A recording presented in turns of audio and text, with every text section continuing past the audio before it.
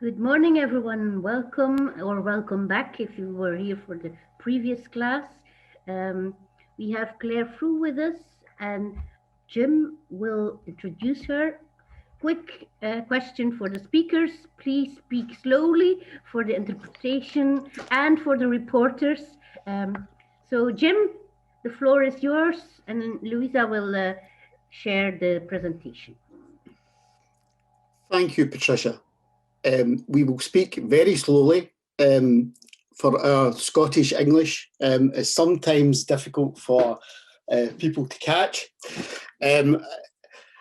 Claire needs no introduction. Claire is an Honorary Research Fellow at Heriot-Watt University. She has a long history as an activist and thinker round about homelessness in Scotland. And she's played a key role in a number of the social policy developments in relation to homelessness legislation and practice in Scotland. And she's a key figure in the development of Housing First in Scotland. And we're on the cusp, I think, of a major change of upscaling Housing First, which is a key and critical next stage in homelessness policy in Scotland. And with that, no further ado, I will introduce Claire. Claire can start. 20 minutes, half an hour, however long you want, Claire. Plenty of time, and then we'll take questions at the end. And if people want to put questions, just put them in the chat, and we'll have a free phone discussion straight after that. So thank you, Claire, and welcome. Thank you so much, Jim. Thank you for the invitation to be here. That was quite an introduction. I literally had written down and have in front of myself, remember to speak slowly, because Jim and I we really are aware that in Scotland we can speak a bit quickly. So please do put in the chat or just wave. I can see some of you on the screen if I resort to Scottish speed as I go. I'm sure Jim will also help to keep me right. But thank you for the invitation to be here, and for that lovely introduction from Jim. I should say that I started working in homelessness in Scotland in 2004, and Jim was one of the very first people that I met. So we go back quite a long way, and we've worked together on a lot of things. So it's lovely to it's lovely to be here. So what I'm going to talk about today is a bit about what I've titled in the presentation here, 5 steps to housing first in Scotland. So I will be looking back a little bit about where we've been. I think what I wanted to try and do with this session, because I wanted to think about lessons learned and where we are and what we've achieved. And sometimes it can be difficult to pin down some of the lessons because they're still not fully formed yet. So I want to try and capture some of that, a bit about where we hope to be going, a bit about some of our challenges as well. But I wanted to try and give you a sense of the scale in terms of time that it's taken us in Scotland to arrive where we are, and a bit of a sense of the scale in terms of what remains in front of us to do. So if it's possible just to move on to the next slide, that would be great. We have what we call 5 steps to housing first in Scotland, and I'm not sure that you can see that entirely clearly on the slide there. But I'll take you through most of these, not quite all of them, because not everything has particularly useful information at this point. But we started out in what we called kind of a sizing up place, but making the case for housing first, which I'm sure in your own local areas and in your own countries, you've had to kind of do something similar. So I'll talk a bit about what that looked like in Scotland before we moved into what we called our tune-up phase, about getting things ready to make sure we had what we needed to start. What we then call ramp up. What we tried to do was pick up the pace a bit. But what does that mean? What does it mean to go faster, and what does it mean to go further? And those kind of questions. But eventually what we want to get to is a point, and I'll touch on this a few times, I think, throughout this session, is our ultimate aim is that we just get to the point where housing first in Scotland, it's what we do. that it's not a series of projects or local, you know, just local individual projects. Our aim is that it just becomes so embedded in our systems that it just becomes what we do. And ideally comes a point where we don't even necessarily need to name it anything. It just becomes what we do. And so that's our aspiration. So I wanted to give you a little bit of a sense of where we think we are, where we've been, and what we think is still to come. So if we're able to move on to the next slide, thank you. So as I said, the first part, we called it kind of size up, just really like to come up with names for things. But the main thing I wanted to reflect on at this point, because I think it often gets missed in a lot of discussions, unless you're involved in these kind of things and trying to create change. And if you're involved in creating change, then this will come as no surprise to you when I describe this. But the period that we describe as making the case for Housing First, where you had to convince people. Well, first of all, you didn't even need to convince people, you had to try and tell people what it was. And then over time, try and convince people that it was the right thing to do, both locally at a practice level to deliver Housing First, but also more broadly for local government, national government to take it on board. And what I would say for us, just that period of trying to make the case for Housing First was pretty much 7 years. It took us to arrive at a point where we could start to do more. And I'll be interested to hear whether that surprises people or not. I think that sometimes if you're not involved in this kind of work, people think it happens immediately and it happens without any, you know, all the work that goes in behind the scenes. So just in terms briefly of the history. So we've noted that goes back to 2010 to 2017, and the UK's very first Housing First project was launched in Glasgow in 2010. So discussions obviously started a bit earlier than that, but the first project was launched in 2010. So that's now 11 years since we actually started delivering Housing First in Scotland. That initial project evaluated really well, and on the back of that, three other parts of Scotland decided they wanted Housing First in their area too. And that kind of happened between 2014 and 2016. And then in 2017, we also saw the launch of our first Housing First for Youth project as well. So in one way, when you look at this, by the end of 2017, so after 7 years, where I say, because Jim and I have known each other for a long time, he probably remembers that I spoke about very little other than Housing First for 7 years. And what was roughly the sum total of implementation after 7 years was 5 areas in Scotland were delivering Housing First, and that amounted to about roughly 100 people in a tenancy. So still relatively small. So that's 5 kind of individual projects. The biggest one was maybe for about 40 people, and all of the others were smaller, some just working with under 10 people, others working with, 15 to 20 people, but it all added up in total. So I wanted to share that in a sense of giving you a sense of one of our big areas of learning is just how long it takes, even when it feels really obvious and the evidence for Housing First feels overwhelming. It feels like, so nobody was arguing against the evidence, nobody was arguing against the principles. Everybody would say, this sounds like a really good thing to do, but how is that turning the goodwill and people's level of interest into actual commitment and delivery? So 7 years in, we had 5 areas delivering Housing First, and approximately, in fact, it was just under 100 tenancies. So when I say 100, we have rounded up slightly, just to give you a sense of that. So that, if you were to break that down into tenancies per year, you realise that's not very many. And this became something that we really wanted to focus on. So if we're able to move on to the next slide, thank you. what we had wanted to do, as I mentioned before, quite early on after the very first project was started, our organisation and others were very clear that yes, there are brilliant frontline organisations who can go and do this.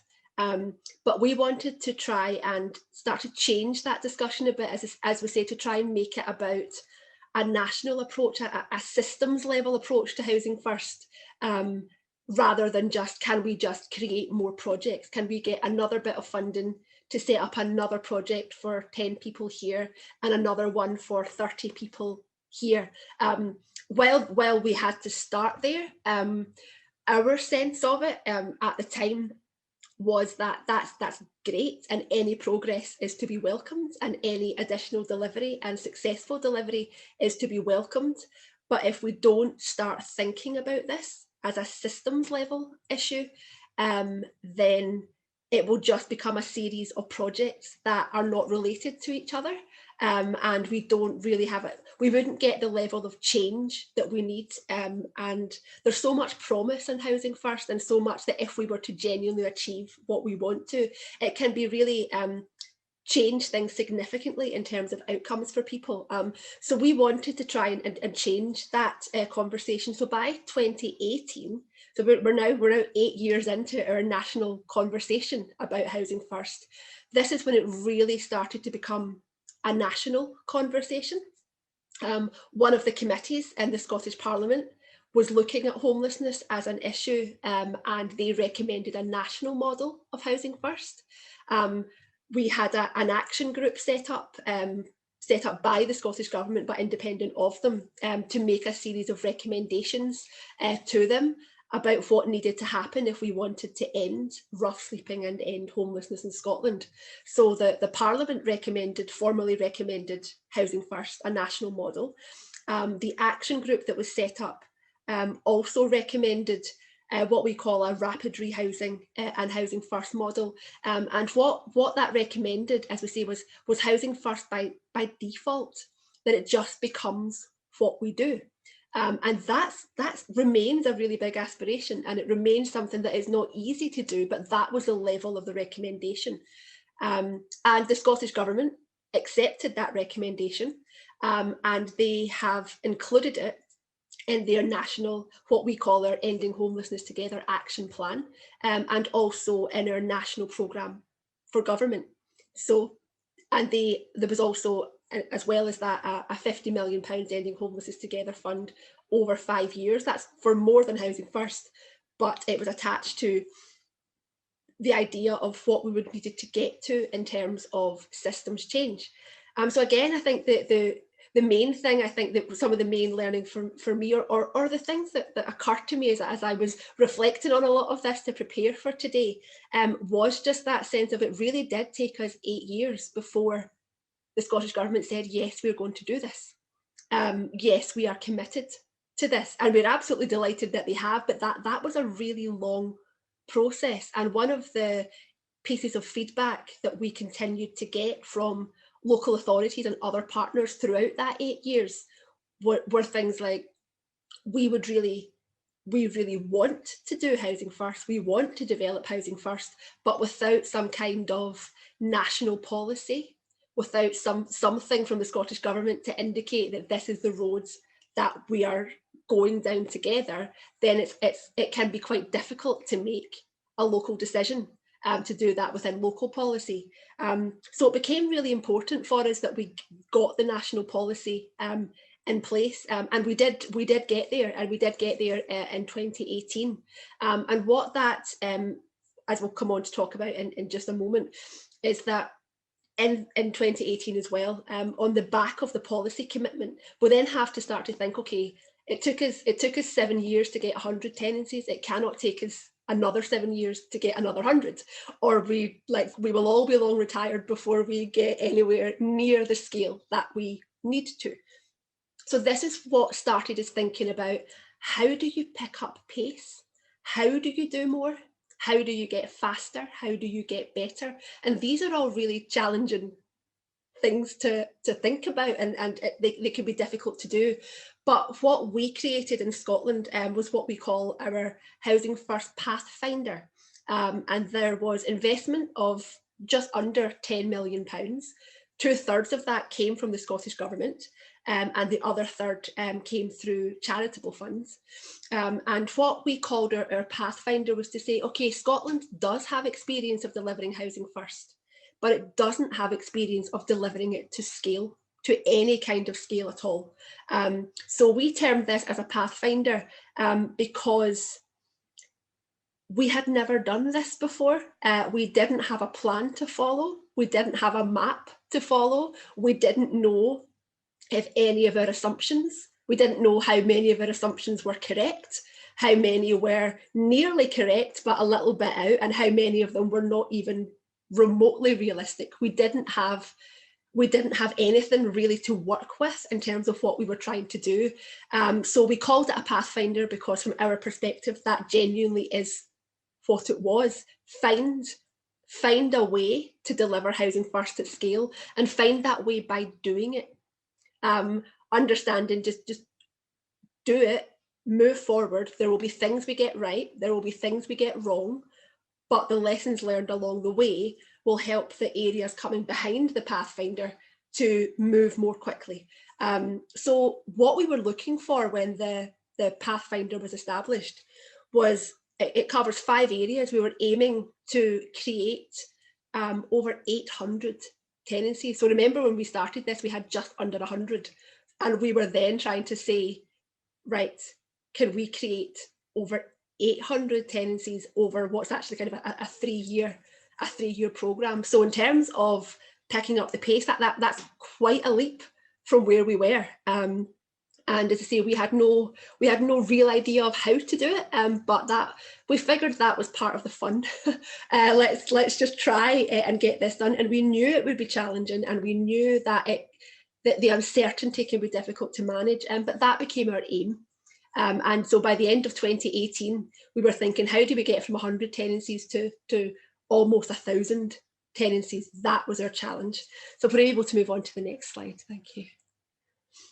And this is the period that we called ramp up. It's about finding the path, creating the pace, and delivering at scale. And this, we were saying it was 2018 into 2021, and actually this phase will continue into early into 2022 as well. So our Pathfinder programme formally launched in April 2019. So just to give you a sense of where we've arrived at so far in terms of our numbers, and I'm keen to hear your feedback on what your thoughts on what we've delivered so far. By the end of January this year, 426 tenancies have started just in the Pathfinder. So that doesn't include the ones that have gone before. So that is a lot more than we had ever done. Still a way to go before we're reaching our targets, but I say more than we have ever achieved before. And 87% of people currently remain in their homes. So in terms of housing retention and tenancy sustainment, we are absolutely still matching what the international evidence tells us we would expect to get. And it's worth adding at this point, we do look at the reasons why tenancies end, and the actual biggest reason, sadly, is that the tenant has passed away. People, the population of people that Housing First is for, as we know, people often have very serious health conditions, live with poor mental health, there's active addictions issues and all sorts of things going on there. So we have had nobody at all of the 426, nobody has been evicted from their home. So no tenancy has failed in the sense of the landlord has ended the tenancy, none at all. And actually our biggest reason is, I say, the tenant has died. And the second biggest reason actually is that there has been a prison sentence, and very often for something that had happened prior to someone moving into Housing First, and it's worked its way through the criminal justice system, and somebody receives what we're calling a long-term prison sentence and their tenancy ends for that reason.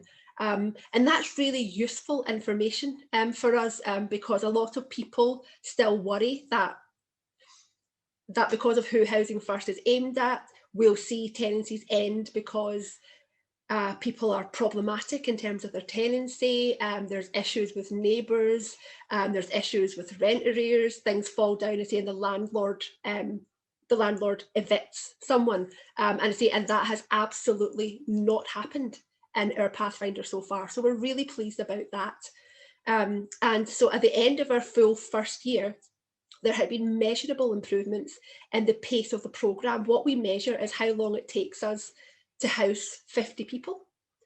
And if you took the first group of 50 tenants and then at the end of last year, the final group, it had reduced significantly and how long it was taking us, which was great because we wanted to see that we were getting further and also getting faster.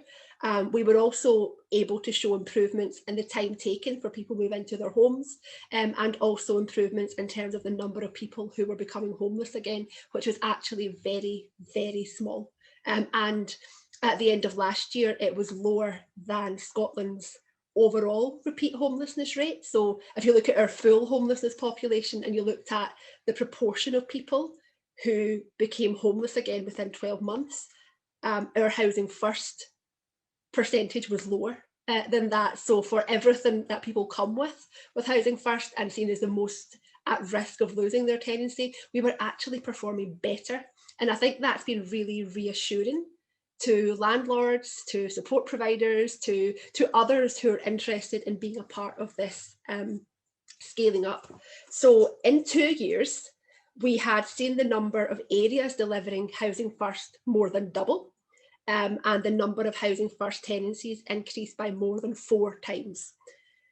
So I think it's fair to say we have definitely gotten faster, we have definitely gotten better. And we see we've done more in 2 years than we did in the previous 7 years. We did a lot more in the past 2 years than we did in the previous 7 in terms of actually getting people into homes and supporting them to stay there. So, but there is a long way to go. So we're able to just move on to the next slide. We can talk you through some of that. I wanted to just share before we move on to the next bit is some relatively high level learning from our Pathfinder. That some of this might sound really obvious and it's difficult in these sessions to get into some of the detail of it. But I just wanted to share some of these reflections. And I think that the headline that I want to take away from this is the bit about not repeating old mistakes, things that we've done in the past, either that we thought were the right thing, and then in hindsight we realise it maybe wasn't the best thing to do, but also things that we weren't always getting right. And because this for us is about systems change, it can be really hard in the moment when you've got tenants in front of you and you've got tenancies to start and you've got people to support. It can be difficult to genuinely plan for change from the very beginning, because there can still be a sense of thinking, right, okay, well this is still kind of like what we did before, so we can keep some of our old procedures and we can keep some of our old policies and we can just adapt them a little bit, and then that's it, that's all we need to do, you know, and thinking like that. So really, in terms of getting started, some of our reflections on our learning is that some people were really in that mindset of planning for change from the very beginning, and we're really thinking over a 3-year period they expected to learn a lot and change a lot, but for others that was more challenging, that Housing First might have been seen a bit more as just an add-on to what was already there, and what we were some reflected that maybe at the beginning they were trying to make Housing First fit what they already had rather than changing their system, and we only share that in the sense of, again, it can be really difficult to imagine what the future is going to look like, and when this is uncertain it can be difficult. So one of the things we say is plan for change early, and truly understanding your context. We're delivering the Pathfinder in 5 different areas. It's 5 entirely different housing markets. It's 5 different levels of demand. It's 5 different sets of structures locally. And yes, Housing First has a common set of principles, but it is going to have to sit slightly differently in different places. And if we don't fully understand your context, that could be difficult. Forming the right relationships, again, this might sound incredibly obvious, but we do sometimes still have a tendency to start with the people we know, start with a small group of people, get that there, and then realise a year down the line, oh, actually, do you know, we really need them. And we needed them in early. And that's all fine, because that's learning and that's how it works. But really trying to think about that. There's a few other things in there, but I won't spend too much more time on them. In terms of sustaining tenancies, so we've got at the moment an 87% tenancy sustainment rate.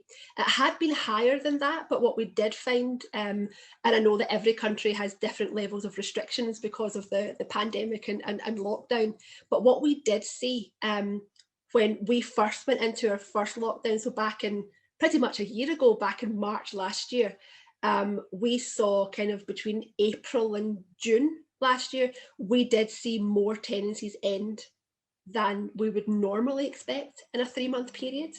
That was in part down to it being really difficult to provide support because it couldn't be provided face-to-face.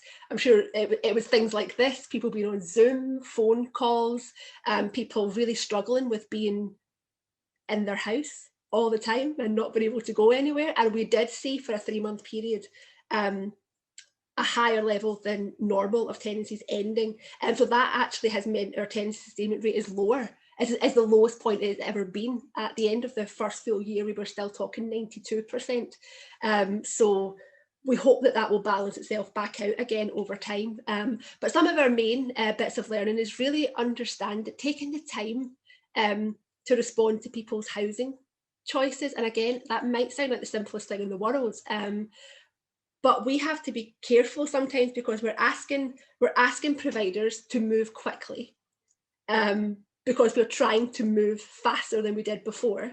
And at the same time, we're asking them to take enough time to listen to where someone wants to live, what kind of home they want to live in, why that is they want to be there, and then match that up. And it can feel like these things are in conflict, because in one hand we're saying hurry up, and on the other hand we're saying but don't rush too far ahead, because if you get this bit wrong then you set yourself up for another problem. And we just have to be mindful of that. But we have certainly found that are really long lasting tenancies, and we have tenancies now that people have been in their own home for more than 3 years now. And the ones that are 2 years in and 3 years in are ones where we really took the time to understand where someone wanted to live and why. And one example I will share of that is that there was a young man who, most of our tenancies are in what we call the social rented sector. So they're either provided by a local authority or they're provided by a housing association. And we have a very small number who are housed in the private rented sector. So only very small are the private lets. But we had a young man who basically said the area that he wanted to live in was very specific because he had had quite a big family breakdown. He had not seen his parents for quite a long time.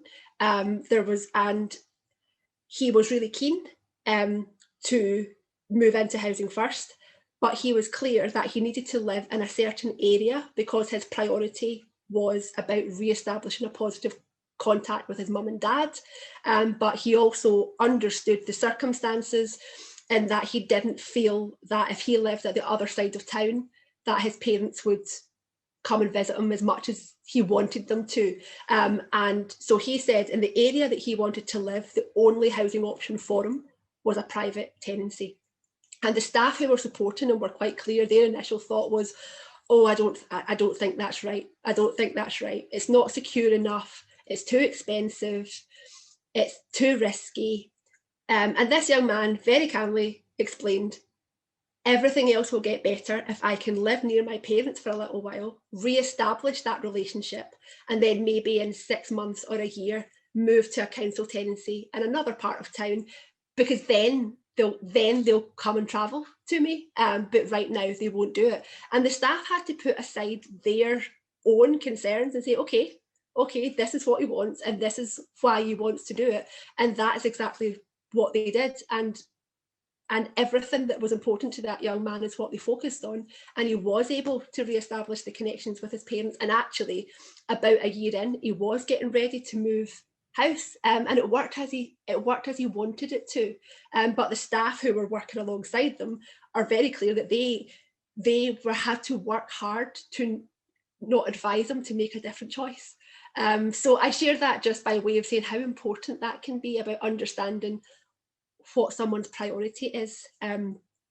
There's a few other things on there, but I won't drag you through them at this point. We can pick some of them up in the questions. And the last point I had there is the bit about systems change.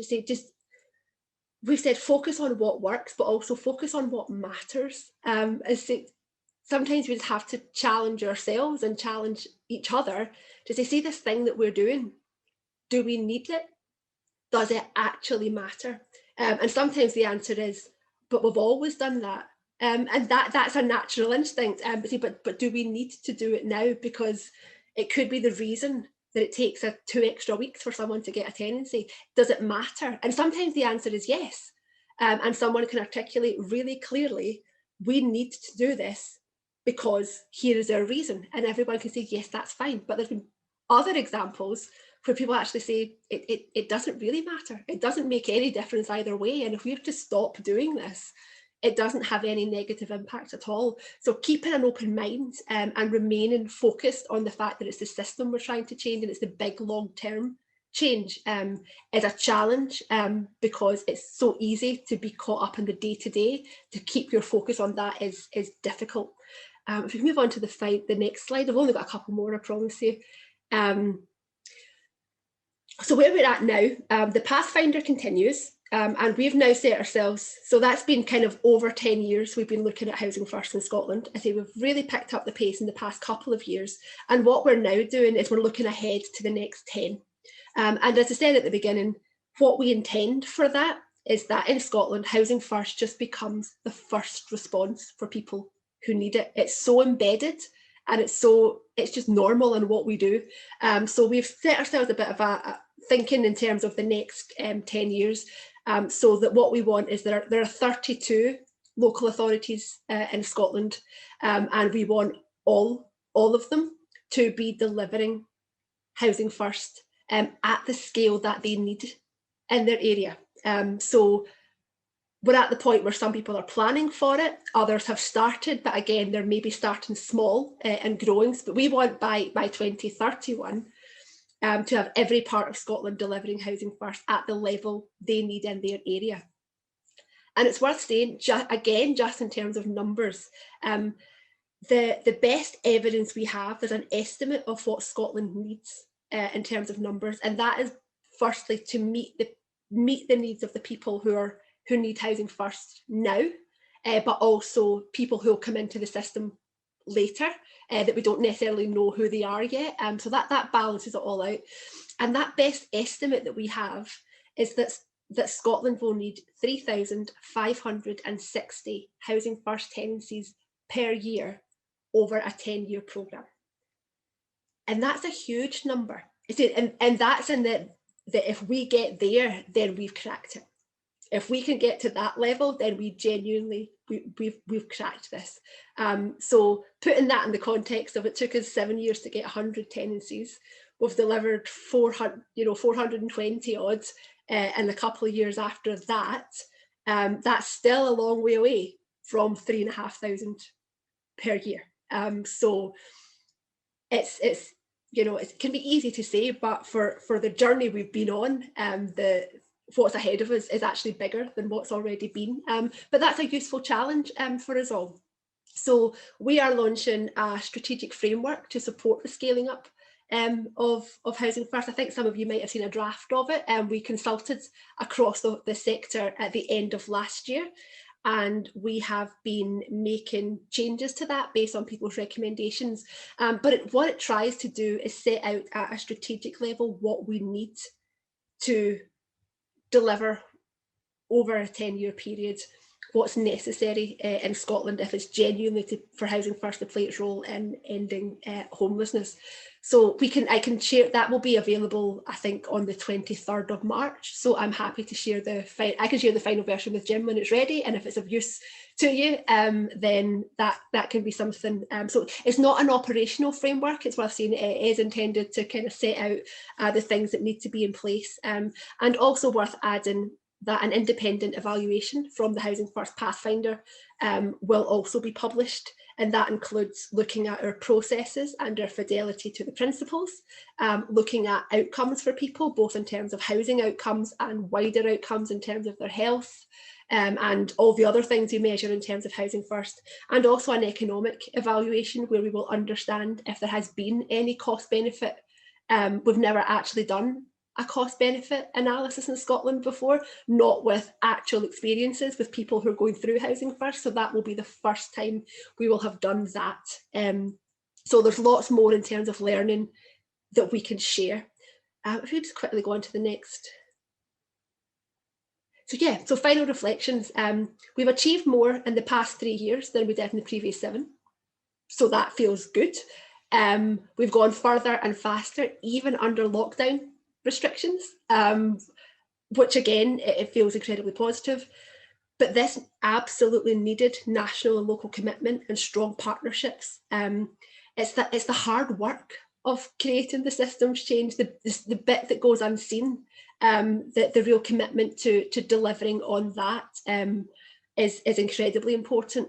And where we're at is that we also need to ensure we get the full commitment from our health sectors, addictions, justice sectors, and you know, this conversation about Housing First in Scotland largely started in the homelessness sector, and while it has grown, it's still mostly the homelessness sector as things are set up in Scotland that is delivering on this, and we need to really widen that, because Housing First is not just a response to homelessness, it's actually a really positive response to many other things as well, and we need to share that with others, both in terms of funding it going forward, but also just supporting it in every possible way they can. So 10 years into our journey, we're in a much stronger place now than we were 10 years ago. And our challenge now and our focus is in, can we do more again in the next 10 years to be even stronger and get close to that that number that we're talking about. And I think I've just got one final slide there.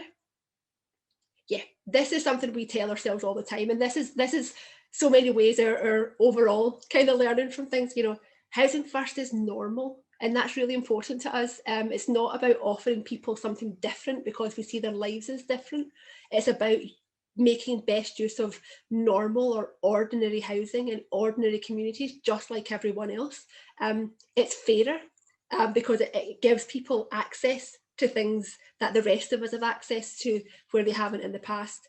And finally, it works. One of the questions we always had is the international evidence always pointed to, you know, the 80 to 90% tenancy sustainment. One of our questions was, well, are we really going to, you know, that's fine for 40 people. Are we really going to be able to maintain that for 400? And can we then make that work for 4,000? Well, we're not at the 4,000 yet, but we're past the 400, and we can definitely say that we've been able to make it. It still works for 400 people, and we believe it can continue to work for a lot more than that. So I will stop at that point. Thank you all so much. I'm aware that was quite a lot that I covered, but happy to take any questions. Thank you. Claire, thank you very much. That was excellent. Perfectly paced, I should say. And not one Glaswegian slip of the tongue, perfectly pronounced. There's a lot of questions in the chat, as you can see. What I will do for the next period, what we've got, 50 minutes or so, I will try to kind of we have half an hour, here. Jim. Sorry? We have half an hour, yeah. Half an hour, right. We'll squeeze through it. Right, I'll do my Oprah Winfrey, and you can do your Meghan Markle here, right, in terms of question and answers. Right, first couple of questions are in relation to scaling up, really, of the Pathfinder from Leat and from Merich. Is that in Orbach we have a number of, it's a kind of uneven development. what is the importance of the national framework and the national kind of political kind of will here?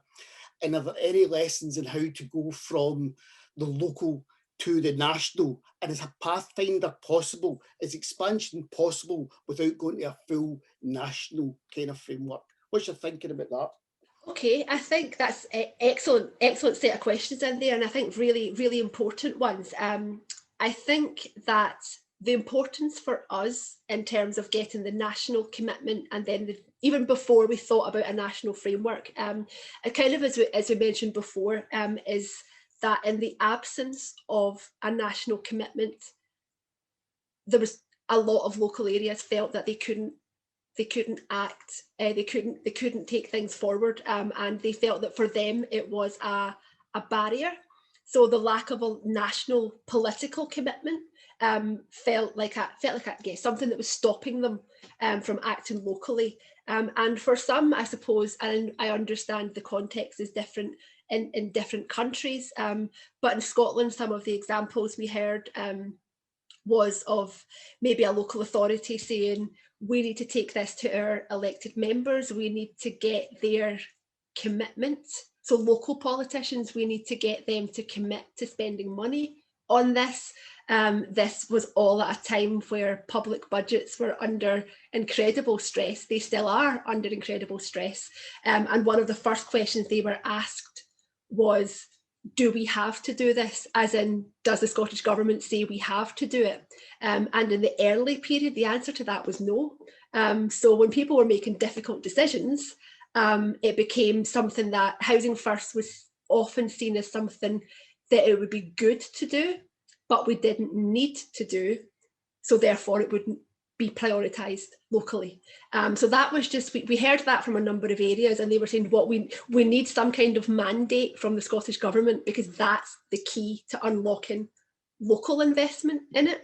I think in terms of the other reflection as well, is that otherwise it would mean the funding came from charitable funds, which is great, but no charitable funding stream is going to fund this long term, is going to get us where we need to go. So it meant that we were reliant on smaller budgets for smaller projects, and that was, we could never commit to the support being open-ended and long term.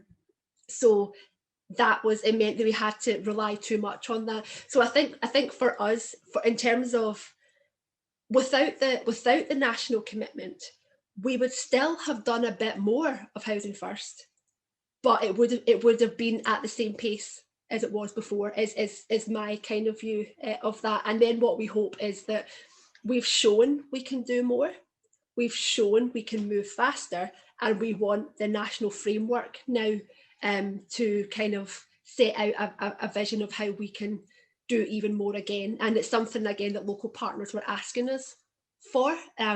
So it feels like the next step. So hopefully that answers some of the questions and I haven't missed too much. No, great, Claire. Jump on to another theme here. Dominique and Merrick have raised the issue of the private rented sector, because again, we're dealing with different countries, different social systems, different welfare systems, different social housing systems and markets. And in some areas, there is no really social housing. We're quite lucky in Scotland in the sense of the scale and the accessibility and the investment and so on. It's not replicated elsewhere. Could you give us your thoughts on the private rented sector, how accessible it is? Does Housing First work in relation to the private rented sector, the same as the social rented sector? And another housing system in another country, is it transferable?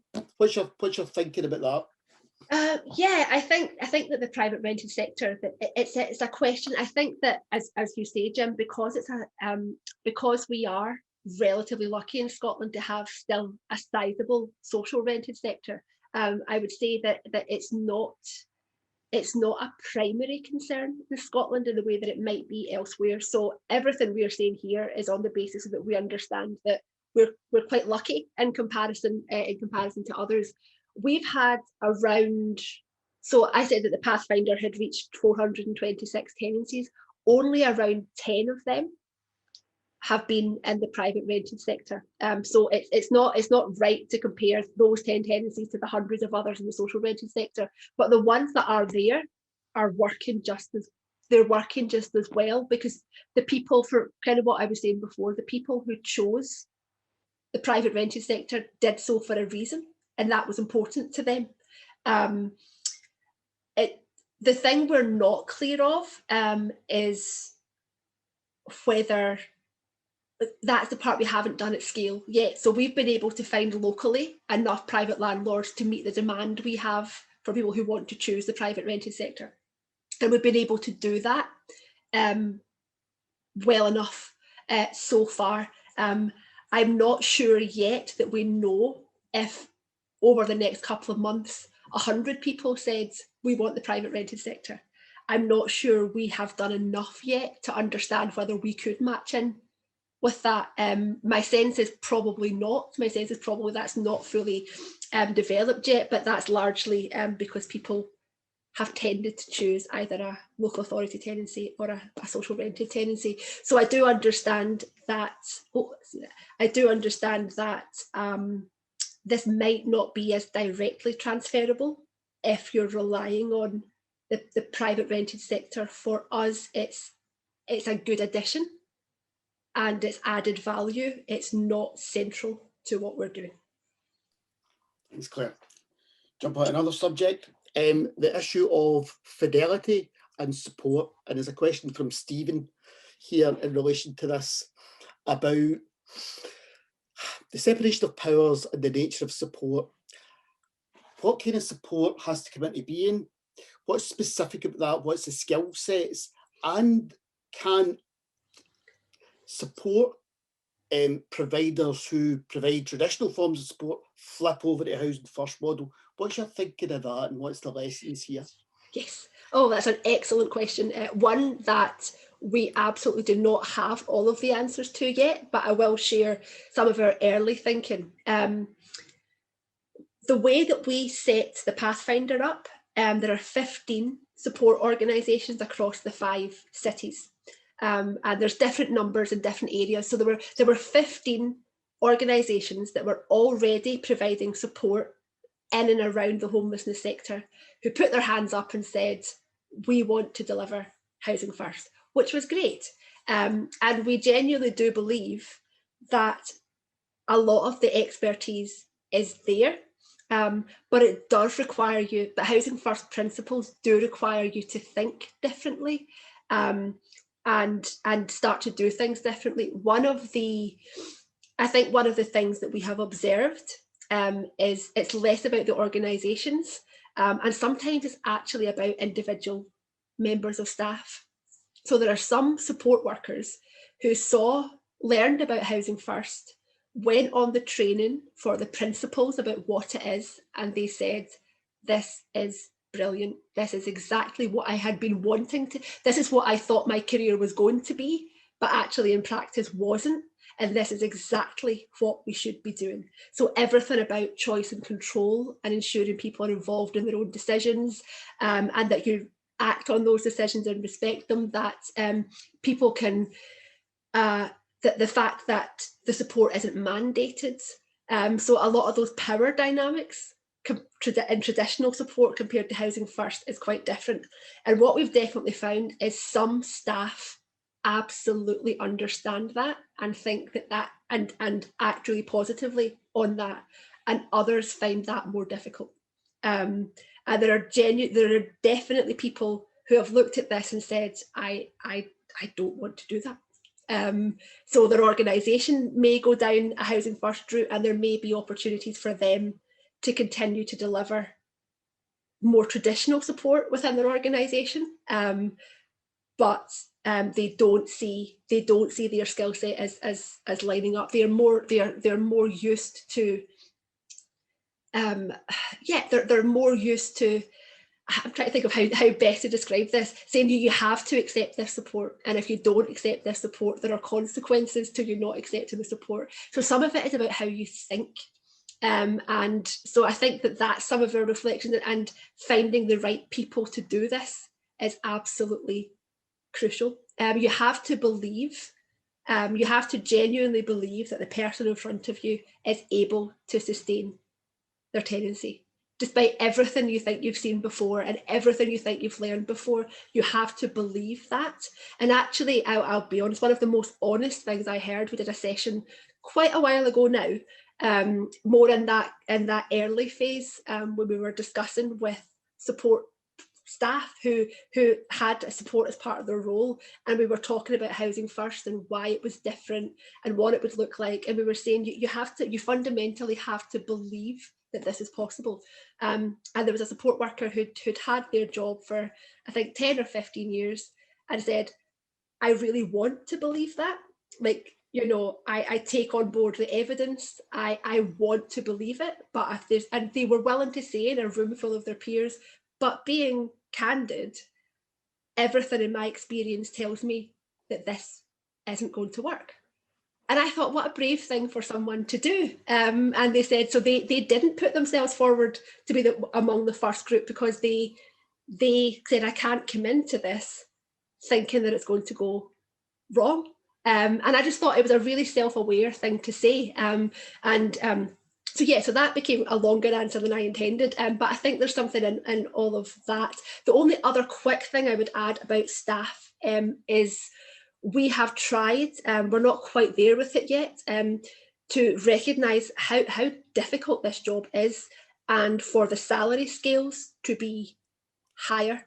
If you want to attract good people into this job who are going to stay in it for a long time, we have to pay them more than certainly in Scotland we tend to pay for support workers. So we costed the Pathfinder at a level that meant that a Housing First support worker had a higher salary than others, and that's contentious. That's difficult to manage because you had 15 different employers who had different employment contracts, but the principle we wanted to establish is this is different, this is difficult, and staff should be rewarded. So that's the thoughts. Yeah, that brings us nicely on to another set of questions round about funding and how funding kind of stacks up. Now again, each national kind of framework could be slightly different, but see, just kind of broadly in terms of funding for Housing First and your experience, where does somebody have to go, right? Is it about the support workers? Is it about furnishing? Is it about rent deposits? All that kind of thing. Where do the big blocks of funding go, and where do they really need to come from? Yeah, our experience from the Pathfinder is that absolutely the majority of the cost is in your staffing costs. Never mind the point about paying higher salaries. It's on how you build the right team at the right level with the right numbers of staff to maintain the ratio for your clients, and everything that goes with there. So the vast majority of the funding that has gone into the Housing First Pathfinder has absolutely been staffing costs. We built in year one some furniture costings per tenancy, and so that was in year one, but wasn't built into the budget afterwards, because we wanted to be sure that nobody was moving into their home without having carpets and furniture and all the things that we know, that the time was taken, and there was money available to do that early. So a relatively small, so we had a dedicated budget for that, but relatively small as a general rule, because we are mainly operating in the social rented sector. We tend not to be providing any deposit guarantees or rent in advance or anything like that, because we don't need to, the way our system works. So it's almost all of it is staffing costs, with a bit about furniture and decoration costs. Smashing, Claire. It's a question from Gordon about the kind of geographical spread. Glasgow's the centre of Scotland, the entire universe for some of us. But could you paint a picture of how it looks in terms of numbers and areas and so on? Yep. Absolutely. So the Pathfinder areas, I didn't want to drag you all through naming every part of Scotland, and when I listed them before. So our 5 Pathfinder areas are Glasgow is the biggest city there. We also have Edinburgh, which is a smaller city but the capital city. Jim and I will agree that often people have heard of Edinburgh, but Glasgow is a much nicer place to visit when you're allowed to travel again. We also have Dundee, which is kind of heading a bit further up east in the country, and that's a city that is smaller again, but in some ways resembles the demographics of Glasgow, quite a legacy of poverty in a way that Glasgow has, and a level of deprivation there as well. We cover Aberdeen, so we're going up to the very northeast of the country, but interestingly the Aberdeen partnership also includes the rural areas kind of outside of the city, so we have that as well. And the final area is Stirling. So the best way for me to describe that is Glasgow's your big urban city, lots of history of deprivation and everything that anybody who knows kind of knows a bit about Glasgow. So a lot of people in Glasgow need this kind of housing first response.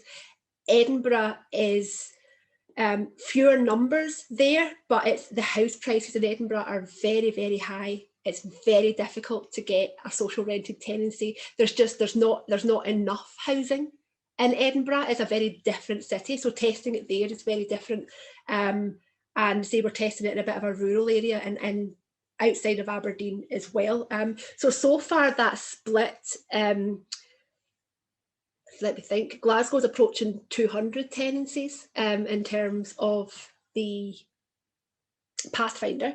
Edinburgh's approaching 100, and actually the smaller cities of Aberdeen and Dundee are also not too far away from 100 tenancies, which is interesting because even though Edinburgh is a lot bigger, we're really seeing the impact of their housing market challenges because they're finding it the hardest to scale this up. So we are genuinely testing this in really quite different sets of circumstances, different housing markets and different housing circumstances.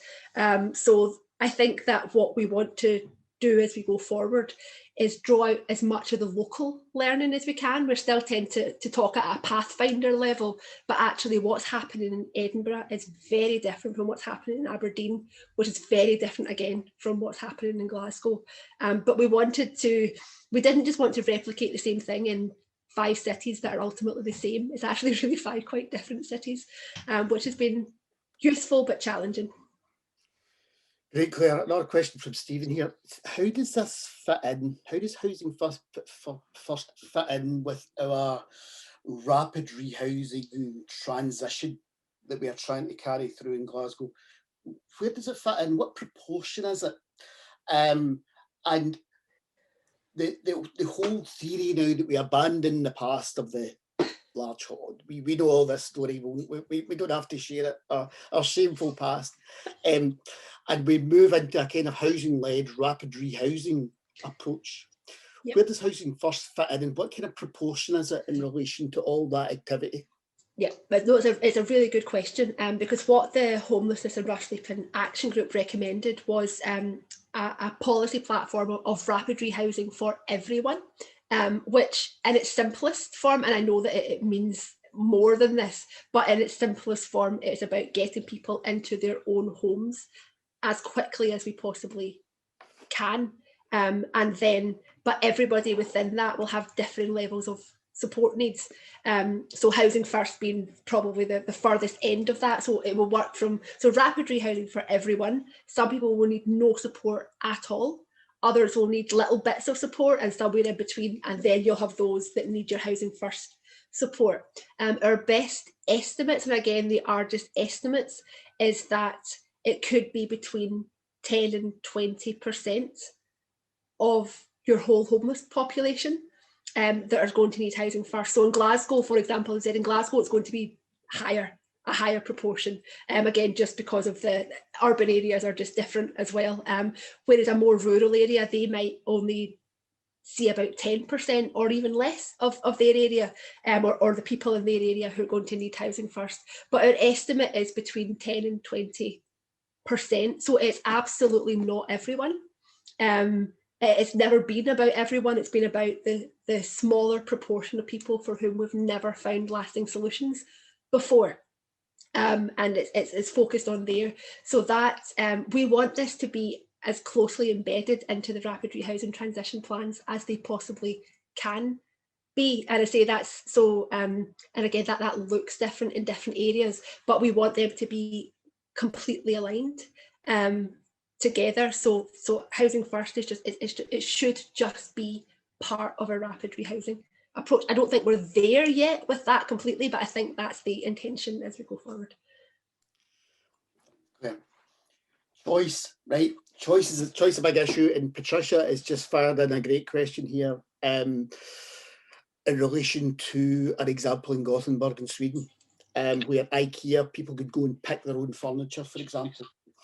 Now, choice, and you mentioned this in your initial comments, which was really interesting, your private rented sector guy, you know, in terms of area.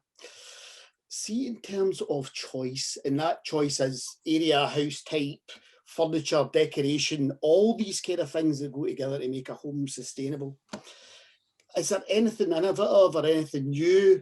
And what's your general thoughts about all that kind of stuff about choice and the nature of commodities and homeliness and all that kind of stuff? How does that fit in housing first? It's really important. So I'm glad the question came up, because obviously choice and control is one of the principles, but that has implications on a whole host of levels, from what colour you want to paint your walls to how much support you want and what type of support you want. And those decisions, there's so many different decisions, and I think one of the challenges we've certainly experienced in terms of choice and control is for it to be for us to do it as well as it can. We have to remember that different people will genuinely make different choices in different circumstances.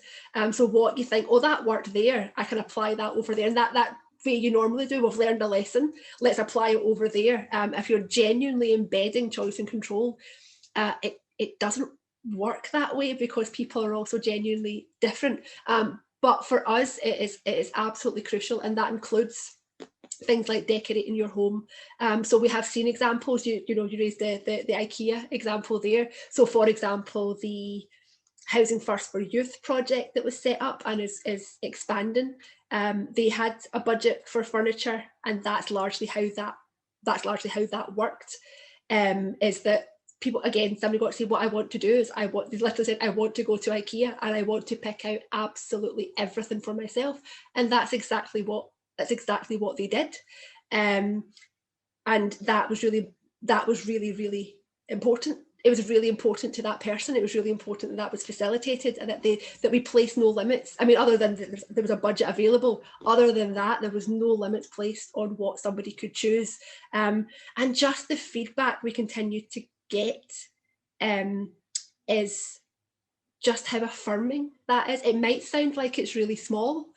Do you know, it genuinely might sound like it's really small, but actually some of the feedback we've had is people saying for many years and more years than they care to think about, they've not had any choice about what's happened to them, and they really value choosing their own furniture. Now, that might sound like a lower level decision, but it's increasingly important. But also down to where someone wants to live. We've seen people, one of the things we're really happy about is that there's people who've moved into their tenancies.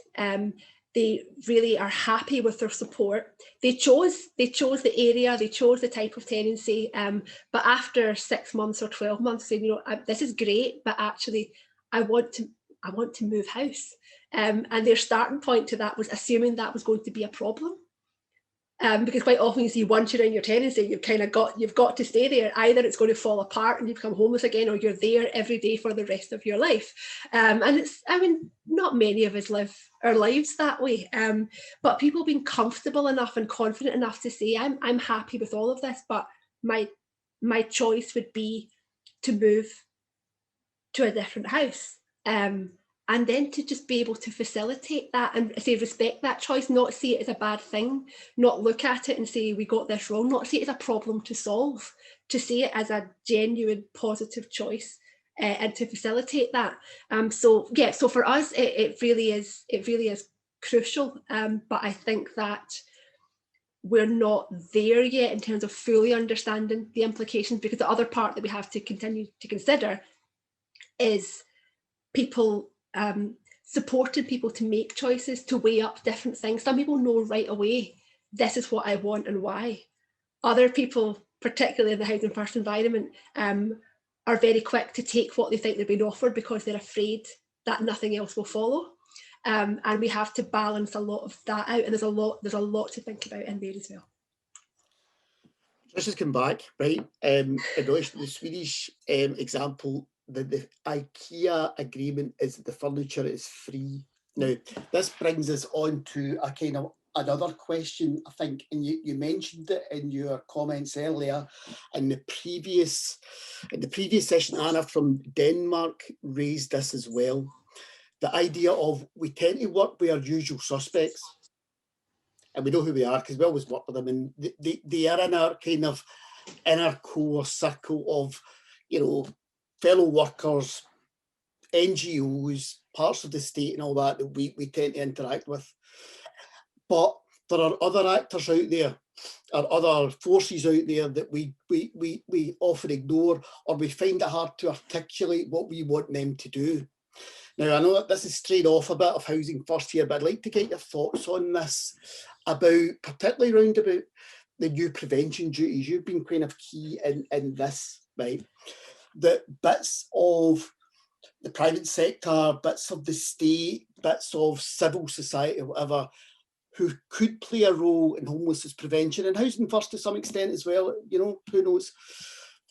What are the lessons of bringing these in, and these organisations in, and how do we make our priorities a bit of their priorities? What's your thinking on this? Oh, it's a fantastic question, and oh gosh, something we could have spent the whole. I could easily have spent the whole session just thinking about some of that. It is incredibly important. It's important from a homelessness prevention side, but you are right. It's also important for everything we're learning in Housing First. So I think, just as I suppose some top level reflections is, I don't think that we as a homelessness sector in Scotland, and Jim, you can disagree with me on this if you think I'm wrong, is that we speak our own language, and I understand all sectors can do this, but even our use of the term homelessness prevention, and we've been having a lot of conversations about this in Scotland, even that as a term. If you go to a health sector and talk about homelessness prevention, they don't really understand what we're talking about, but that's our language, so we use it and we expect people to understand what we mean. What everyone does understand is some form of housing security and housing risk. Whether you're a housing provider, whether you work in homelessness, whether you work in criminal justice, whether you work in wherever you are, everyone understands that. But I don't think we're very good at finding the common language and using it, because we all like to use our own jargon and we all like to use our own language. So I think there are some simple things. I think that there often is an agreement and a shared understanding, but we're too often talking past each other, because we're talking in our in the professional language we use. So I think, yeah, one of my reflections is that I hope that we as a homelessness sector can change the way we talk about things in a way that makes people realise that, see, that thing you are doing and that thing we are doing, it's pretty much the same thing for the same reason. And that might sound incredibly simplistic, and I'm not saying it's easy to do, but I genuinely think that's part of what stops us from making progress, and doing and making that progress there. And I think we've seen lots of examples. Like, I've literally been in rooms where people are talking to local community projects about homelessness prevention, and they're thinking, why are you talking to me about this? And you've already lost your opportunity for someone to kind of take part. But I think that if I just one final part on the housing first bit, one of the big not big arguments we had to win, but one of the big shifts we had to make was for people to genuinely understand that if you're in the mental health sector and you see somebody there who's also been in and out of prison and is also an injecting heroin user and their accommodation is unstable, but then in the homelessness sector, we look at them as a homeless person, and in the different sectors, really just trying to get everybody to accept and understand we're talking about the same people. Again, that might sound like it's really simple, but everyone still thinks, no, that's our group of people. And then that group of people are they're different people. And we go, no, but they are literally the same people. So even just trying to break down that. So that's still a bit high level, I understand, but it's such an important conversation. Thanks, Claire. Yeah, I think you're right in terms of keywords. We use homelessness prevention. People think homelessness prevention, go to the homelessness service, you know, and you're a GP receptionist or you're in education or whatever. That sounds like a service, you go there, where you're absolutely right in terms of the language and so on. Patricia, how long do we have?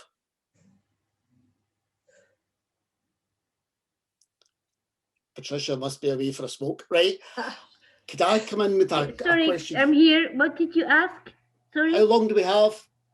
You have another 14 minutes. 14 minutes, excellent, right?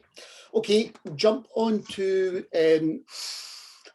another question from Stephen in relation to people with very complex needs. And let's think about this. Think about people with severe and enduring mental health issues who will be, could spend, quite substantial periods of time in hospital, or people with severe addictions in relation to residential rehabilitation and so on and so forth. How does Housing First fit in here? Because we know that we closed all the big institutions. The only big institutions we really have left are prisons. So all the other stuff, the big learning disability stuff, the big mental hospitals, all that kind of thing is gone. But there still remains key bits of the population who have very complex needs.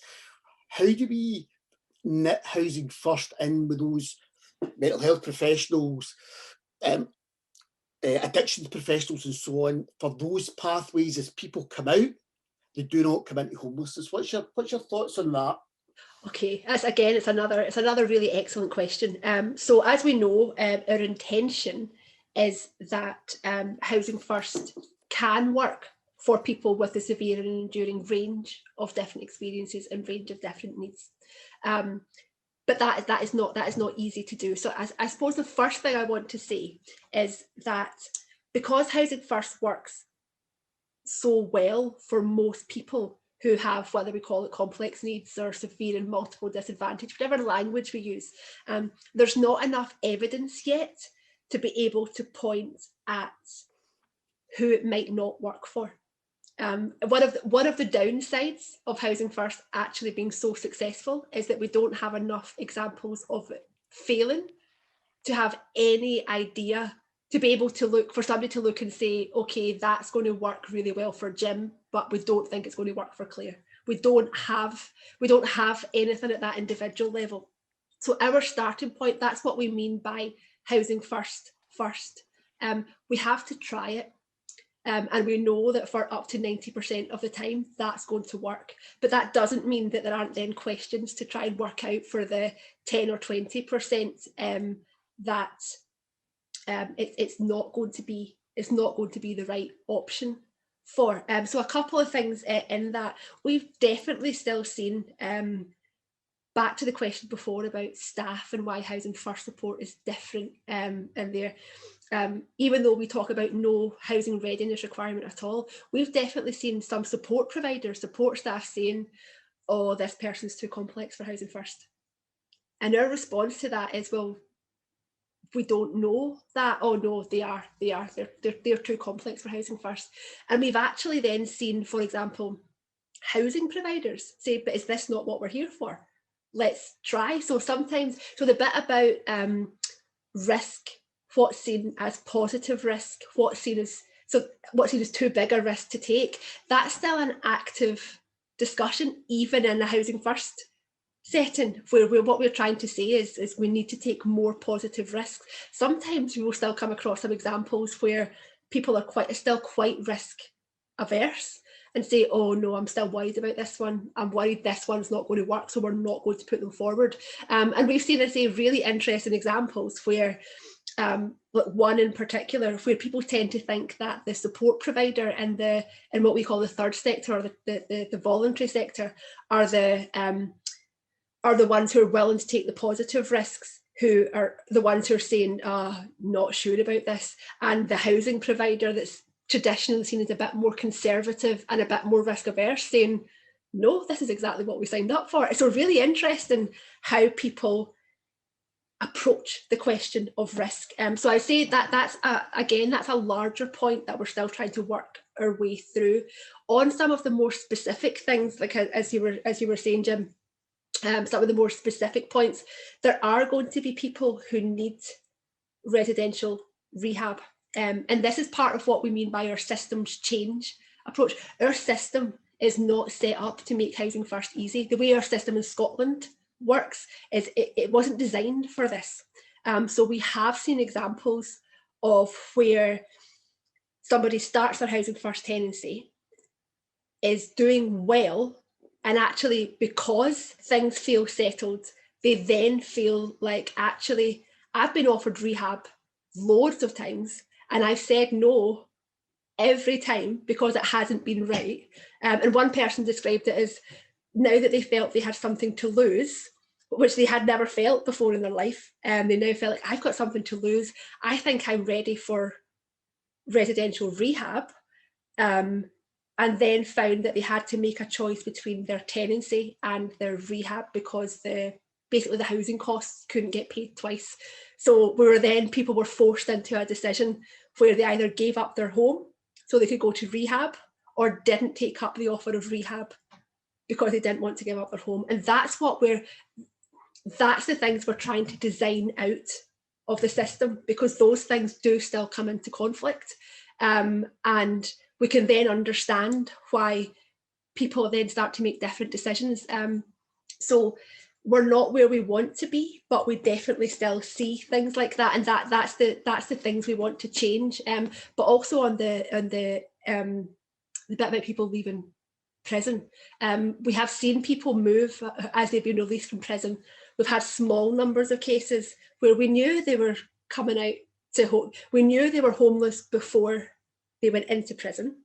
We knew that they just tend to go around that cycle, and we have been able to have a housing first tenancy waiting for them when they come out, so they move straight in there. But they're still relatively small in number, but that's our goal, is that if we identify that's where people are, we want to be able to just make that transition as simple as possible. But these are very much in this next phase, because we definitely don't want people to have to make as stark a choice as, do I go to rehab or do I keep my home? Because that's not what Housing First is intended for. Thank you for coming to the end of the session. I'll have a quick, and you can do it simultaneously because you know what my eyesight's like. In fact, I'll put my glasses on, to hell with modesty, to see if I've missed any questions. And then, if you want to, Claire, you're very welcome to kind of have a wee think and maybe do 4 or 5 minutes summing up if you wish. If there's anything from the discussion that, sometimes you ask questions, then you kind of think, a couple of minutes later, in relation to the Scottish experience round about Housing First, what you think are the kind of the absolutely 1-2 lessons about scaling up, where we go from, the 10 tenancies in Glasgow in 2010 to the 400. And that's a kind of transitional phase towards, a full national kind of approach. What do you think are the 1, 2, 3 maybe key things? And it's just a few sentences in each, really. Nudge this person, intimidate that kind of idea. What do you think are the 2, 3 things really to go from very small scale, very localised, to the next stage? Sure. I think that, I suppose, again, probably just some headline observations, because I understand everyone's context is different. So I hope that these are applicable wherever you are. One of them, I would genuinely say, is the only way to change something is to go ahead and do it. And again, that might sound like incredibly obvious, but we had, a lot of people did ask us that was the approach that we were taking, that we didn't spend 3 or 4 years fixing the parts of the system that we needed to fix in order to make Housing First work. And our experience was, why didn't you do that first and then start doing Housing First?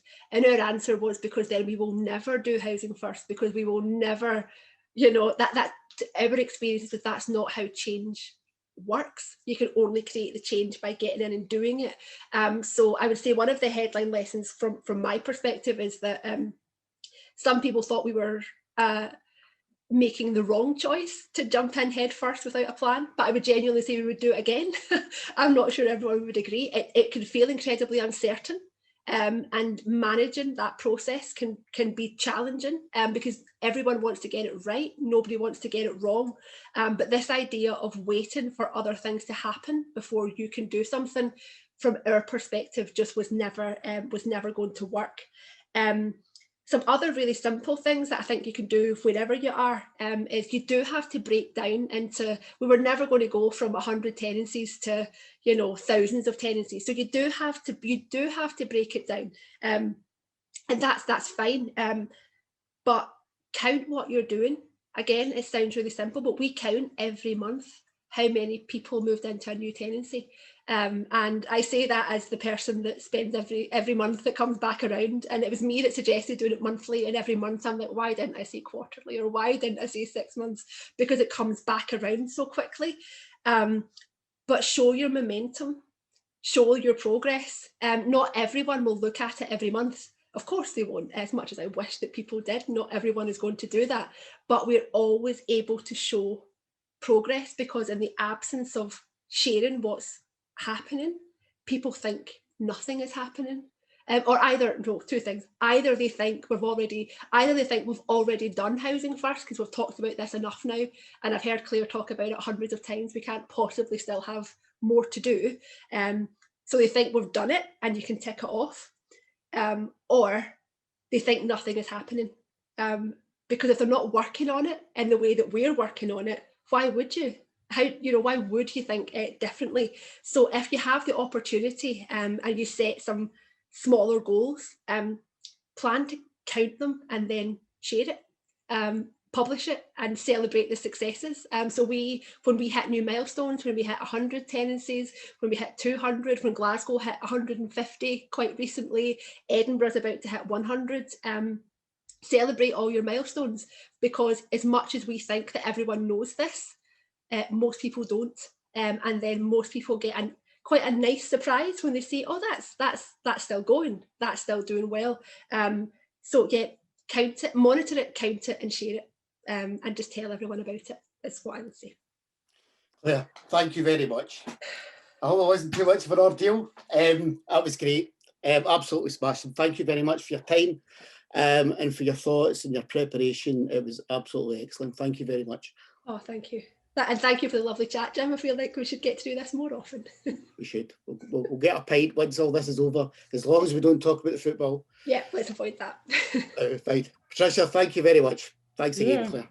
Thank you, Claire and Jim. It was absolutely great. I don't think the interview with Oprah and Meghan will be nearly as interesting.